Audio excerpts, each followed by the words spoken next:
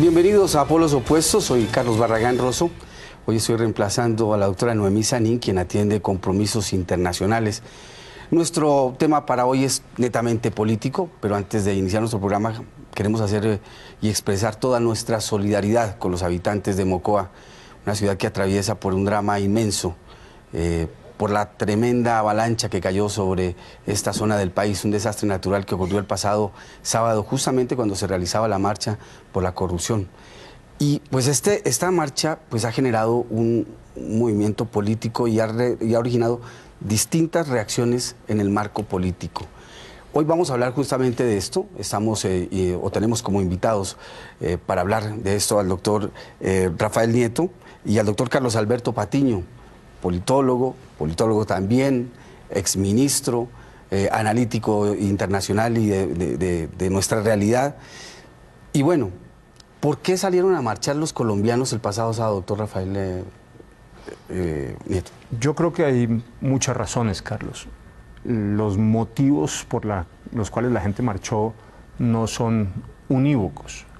La gente marchaba por distintas razones. Hay un grupo de gente que marchó porque siente que le hicieron conejo en el plebiscito y que eso supone un irrespeto a la democracia y al voto que han expresado en las urnas y que había que protestar contra ese conejo. Hay gente que marchó porque los términos del acuerdo con las FARC le parecen claramente insatisfactorios y el desarrollo y la implementación de ese acuerdo le parece que es inadecuado e inconveniente para el país y marchó por esas razones. Hay gente que marchó porque le arrebataron del bolsillo el salario mínimo con una reforma tributaria que ciertamente no es progresista, sino al contrario es claramente reaccionaria y que castigaba fuertemente a la clase media y a los pobres con un aumento del IVA de 3 puntos que terminó castigando fuertemente el bolsillo de la gente. Hay gente que marchó contra la corrupción, hay gente que marchó porque siente que los valores de familia y sus convicciones éticas y religiosas están siendo sistemáticamente vulnerados por el régimen político, y hay gente que marchó claramente contra Santos, porque les parece que al final, en buena parte, la responsabilidad de todo esto que he descrito tiene nombre propio en la administración Santos y que había que marchar contra él.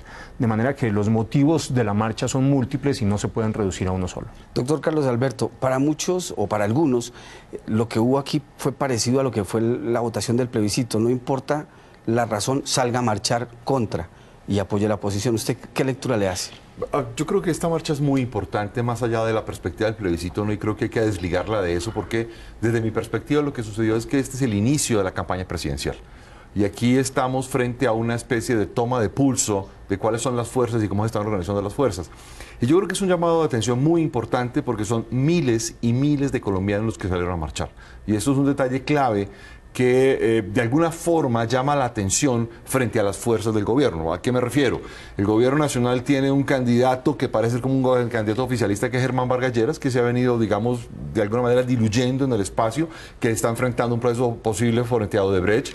Hay un escándalo por corrupción por Odebrecht muy importante que afecta al presidente, no solo en la campaña de 2014, sino también en la de 2010. Y en ese sentido, la tomada de pulso que representa el sábado es muy importante porque muestra que hay una especie de condiciones de oposición, de partidos de oposición, de movimientos de oposición, de figuras de oposición política al presidente Santos, que son capaces de aglutinar a miles de colombianos en una propuesta. Ahora, ¿qué es importante? Es una medida de fuerza, una tomada de pulso de alguna manera muy importante, porque no estamos todavía propiamente en la campaña, pero la campaña de alguna manera se abre con esta marcha, con esta manifestación, y eso hace que de alguna forma estamos frente a la instauración de los puntos de partida de lo que va a ser la campaña. Estamos en un año preelectoral muy anticipado, entre otras por el proceso de paz, por la reforma tributaria, como lo decía el doctor Nieto hace un momento, pero por muchísimos otros temas, y temas que convocan a muchísima gente con diversos intereses y protagonistas que además no son un solo frente. Aquí hay que recordar que los protagonistas más visibles, Álvaro Uribe, Alejandro Ordóñez, Marta Lucía Ramírez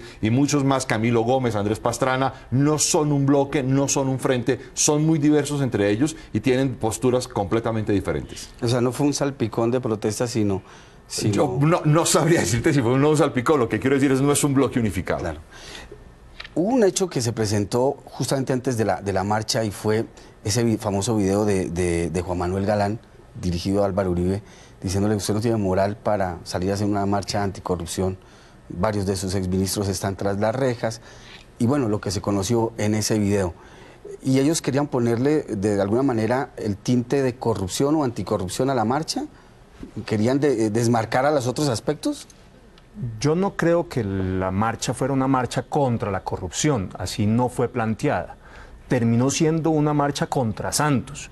Y coincido con el doctor Patiño en el sentido de que evidentemente no me atrevo a sostener que fuera el estartazo de la campaña electoral, pero sí creo que reflejaba de alguna manera un esfuerzo hacia adelante en lo que puede ser la campaña política, y uno tendría que resaltar que es el nuevo momento después del plebiscito donde los líderes del no terminan aglutinados en la marcha. En la marcha participa Uribe, Ordóñez, Marta Lucía Ramírez, el presidente Pastrana, los líderes religiosos que han estado también en la campaña del plebiscito, las reservas en activo, campesinos y ganaderos que se sienten amenazados por los acuerdos en materia de tierras, ciudadanos comunes y corrientes que creen que no es justo las ventajas políticas, económicas y judiciales que le terminan entregando a la guerrilla. Ahí hay un poco de todo que estaba reflejado en la coalición del no y que se refleja ahora de nuevo también en la marcha. En ese sentido, insisto, es variopinta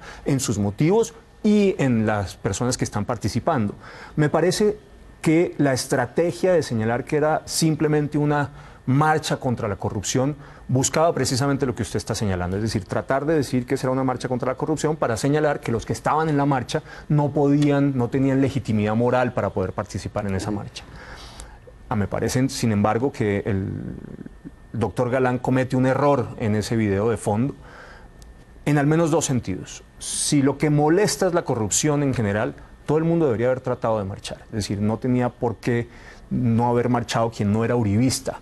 Si le parece que Uribe ha tenido gestos de corrupción o gente cercana a Uribe ha estado incursa en temas de corrupción, pues podía salir y marchar en relación con eso, o armar otra marcha sobre eso en particular. No creo que el hecho de que hubiese un motivo anticorrupción suponga necesariamente que quienes ven corrupción en otros sectores no puedan participar ahí.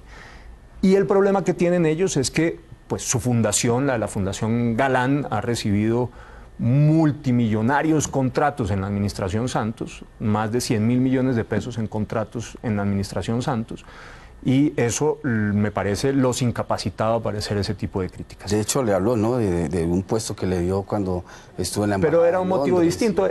Eso le pasa a muchos de los antiuribistas reciclados en santistas ahora.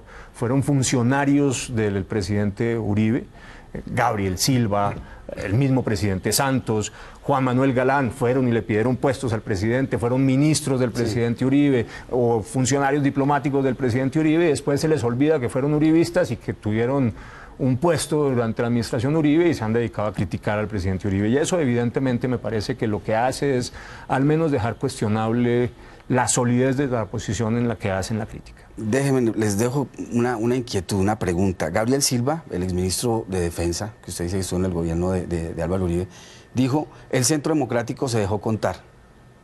¿Para ustedes el balance de ese conteo es bueno, es malo? Ya volvemos con esa respuesta.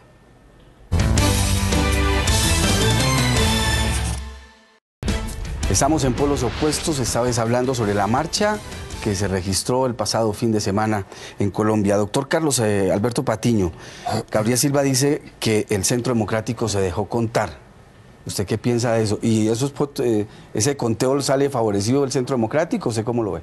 Pues yo es que nunca he podido entender con claridad las columnas del doctor Gabriel Silva, me parecen un poco complejas, no alcanzo a semejante iluminación, pero tendría que decir con claridad que si eso es así, entonces el Centro Democrático va ganando, porque quiero recordar que si este es el inicio de la campaña electoral, está arrancando muy bien, con muchísima fuerza, pero se comete un error, es que no es el Centro Democrático el único que citó, y es más, aquí hay que plantear una crítica que desde mi punto de vista a mí me parece ofensiva en la marcha, y es la presencia de personajes como alias Popeye. Esto me parece a mí absolutamente ofensivo. Y es ofensivo por una razón de fondo que es muy importante. Es que un país en el que los criminales asumen la plaza pública y hoy son esos criminales, pero entre 5 años serán otros criminales internacionales que ya los conocemos y van a salir dentro de la plaza pública. Y son ellos los que construyen la nación y no los intelectuales o los científicos o los políticos serios. Y en ese sentido, creo que esta es una marcha que tiene demasiados elementos complejos como para decir que el Centro Democrático se dejó contar. Yo creo que ahí Gabriel Silva comete una ligereza en tratar de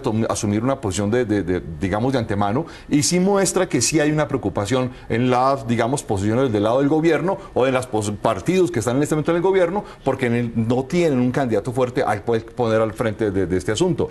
Si lo repasamos, Germán Vargas Lleras está diluyendo, Humberto de la Calle depende del proceso de paz para bien o para mal, Petro es un candidato outsider que pretende ser una especie de provocador desde Twitter y aparece con gran imagen, pero no tiene una gran posibilidad. Hay otros candidatos que se han sonado como candidatos como Roy Barreras, que no tienen mucha posibilidad. Juan Fernando Cristo no tenemos idea en qué está metido. Robledo podría ser un buen candidato de la izquierda, pero la izquierda está absolutamente dividida. De hecho, se rumora que Clara López saldrá del gobierno para salir a pelearle a Robledo el golpe de Estado que Robledo le dio en el pueblo democrático. Bueno, así por el estilo. Doctor Nieto, ¿se dejaron contar? Pero déjeme empezar por coincidir con Carlos Alberto Patiño en el sentido de que fue muy desafortunada la presencia de Popeye en esa marcha. Yo creo que le hizo mucho daño a la marcha. Permitió que sectores del gobierno santistas intentaran deslegitimar la marcha por la presencia de Popeye. Pero dicho esto, también hay que recordarles a esos señores que criticaban desde el santismo la presencia de Popeye, que al menos Popeye fue a la cárcel y pagó por sus culpas y duró varias décadas ahí, en prisión.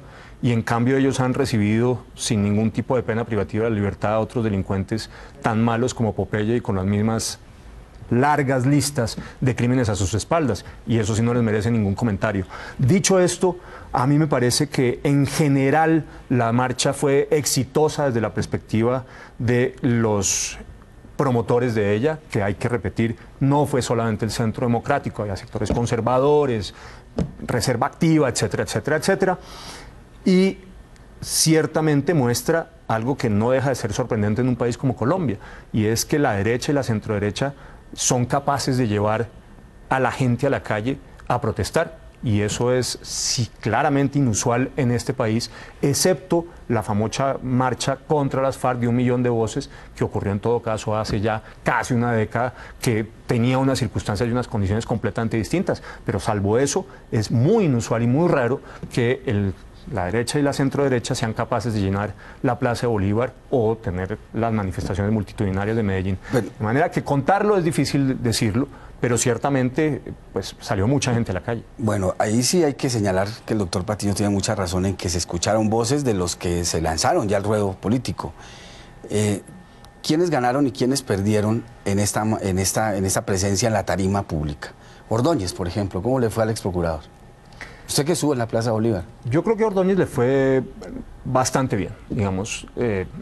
Por lo menos en la Plaza de Bolívar tenía un número importante de gente que aplaudió su intervención, como aplaudieron la de Fernando Londoño, también. Digamos, bueno, que son las dos ahorita más, los vamos analizando uno por uno. Las dos más aplaudidas. Ordóñez. No, pues es que yo me considero liberal, de concepción liberal, laico, secular, y me es un poco horroroso un político que te defienda una perspectiva religiosa, y esto me parece horroroso, pero tengo que reconocer que a Ordóñez le ha ido ocurriendo un fenómeno de rehabilitación política. No creo que tenga los votos para pelearse nada, no creo que tenga la posibilidad ni la condición política para tener una posición fuerte y que le permita tener un protagonismo mayor. De los que estuvieron allí y que tienen posibilidad de llegar a la presidencia, Iván Duque estuvo 2 minutos en la tarima, no habló más de 2 o 3 minutos. Correcto, no tuvo mucho eco dentro de la gente. Ahí hay un sector muy radical que ve con desconfianza a Iván Duque y que se reflejó de alguna manera. ¿Lo ven como otros santos? Hay un sector que lo ve como otros santos. A mí me parece que eso es bastante injusto con Iván Duque, no me parece que sea lo que Iván Duque es, pero ciertamente hay una gente que, porque Iván Duque trabajó con Santos, porque Iván Duque trabajó en la Fundación Buen Gobierno, porque él se define a sí mismo como un hombre de centro y ha tenido posiciones en algún caso pro aborto y a favor del matrimonio homosexual. En general, digamos, hay un sector duro que ve con alguna desconfianza Iván Duque, y yo creo que eso se reflejó ese día en la tarima. Doctor Pandillo. Yo creo que Iván Duque está siendo de los grandes damnificados por las peleas dentro del Centro Democrático. Es decir, el Centro Democrático no ha podido tener una claridad de cómo escoger un líder o unos líderes, y Iván Duque va a ser uno de los sacrificados si esto no tiene claridad. Y el fenómeno Bredes también le ha pegado del ladito, ¿no? Pareciera ser que sí, que lo tiene un poco contra la pared y lo tiene un poco acorralado. Una persona que me llamó la atención, que estuvo en la marcha, marchó, caminó, saludó a la gente, pero no estuvo en tarima, Marta Lucía Ramírez. A Marta Lucía no subió, como no subió Pacho Santos, ninguno de los dos subió a la tarima, los dos estuvieron en la marcha. Yo creo que tiene simpatías claramente dentro de un grupo de los marchantes, tiene resistencias dentro de otros. Eso es inevitable, digamos, hay un ejercicio muy variopinto de personalidades políticas y de precandidaturas que están todavía muy inmaduras y que es muy difícil medirlas a estas alturas. Pero ciertamente pues no subió a la tarima como no subió Pacho. Es que, Carlos, al no ser una marcha de un movimiento o de un partido en específico, es muy difícil que diversos personajes tengan, digamos, mucha audiencia. Sí. Y es el caso de Marta Lucía Ramírez, que coincido con Rafael en el sentido en que Marta Lucía no tiene un partido a sus espaldas, ni tiene una estructura política determinada, y eso de alguna forma también le impide tener cierto eco. Yo creo que ella se reserva quizás en aras de buscar una campaña posterior, quemarse previamente, por decirlo de alguna forma. ¿Fernando Londoño tiene chance? Pero creo que salimos de la discusión sobre la marcha y empezamos a hablar de precandidatos. No, pero es que fue interesante también la intervención de él. Él arranca su intervención diciendo: señor expresidente Juan Manuel Santos, el pueblo hoy os ha destituido. Y bueno, en una clarísima, digamos, acalorada intervención, pues se declaró como con esa intención de llegar a la presidencia de la República. ¿Usted lo ve? Yo creo que él tiene una dificultad hoy por hoy muy clara, y es que tiene una inhabilidad, y esa inhabilidad está ahí todavía presente y no se la han levantado. De manera que mientras que esté la inhabilidad no puede ser precandidato ni candidato.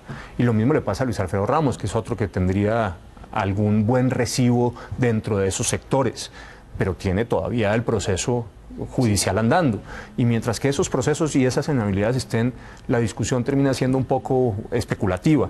Yo al final creo una cosa completamente distinta. Yo lo que creo es que lo que la marcha sí refleja es que lo que era la coalición del no y los promotores de la coalición del no están migrando a mantener una alianza de carácter político del centro a la derecha, y que esa alianza empieza a tornarse ya no una en relación con el acuerdo de paz y el plebiscito, sino una en relación con lo que viene en la campaña hacia el 18, que tendrá que ser ciertamente mucho más propositiva.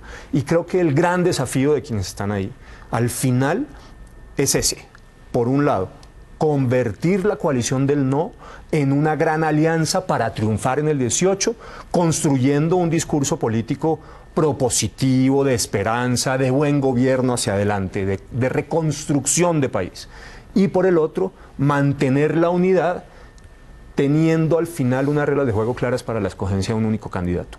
Y yo creo que esos son los dos grandes desafíos: la transformación de la coalición del no en una gran alianza republicana propositiva, y mantener la unidad para la escogencia de un único candidato.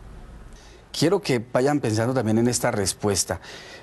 El tema Venezuela se expuso ampliamente en la marcha. No queremos una Colombia parecida a Venezuela. Santos está maduro. Esas fueron algunas de las cosas que yo vi por ahí. Y este tema va a ser parte de la campaña, o serán estos dos temas, Venezuela y la corrupción, parte de la campaña política de las próximas elecciones. ¿Esos serán los puntos? Ya venimos.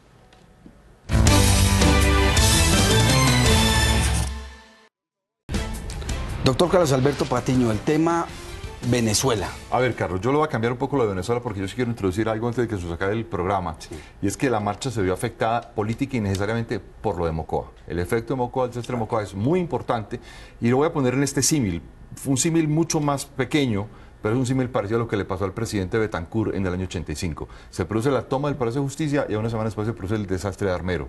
Aquí se produce la avalancha y se produce la marcha. Y quiero decir que una cosa es la marcha sin desastre de Mocoa y otra cosa es la marcha con desastre de Mocoa.